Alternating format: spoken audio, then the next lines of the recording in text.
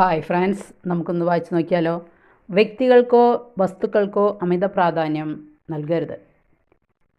വചനം പറയുന്നത്, പാപകരമായ എല്ലാ സുഖങ്ങളും ബന്ധങ്ങളും അങ്ങയോടുള്ള സ്നേഹത്തെ പ്രതി ഞാൻ വേണ്ടെന്ന് വയ്ക്കുന്നു. നമുക്ക് നോക്കാം. പാപവഴികൾ നാശത്തിലേക്ക് നയിക്കുന്നു. ഈശോ തീർച്ചയായും നിന്നോട് പറയുന്നുണ്ട്, നീ ഈശോയിൽ നിന്നാണ് സമാധാനം അന്വേഷിക്കുന്നതെങ്കിൽ പാപവഴികൾ വർജിക്കണമെന്ന്. ശാരീരിക സുഖങ്ങൾക്കായി പാപബന്ധങ്ങൾ നിനക്കുണ്ടെങ്കിൽ നീ എപ്പോഴും അസ്വസ്ഥനായിരിക്കും. നിനക്കൊരിക്കലും ഹൃദയ സമാധാനം അനുഭവിക്കാൻ സാധിക്കുകയില്ല.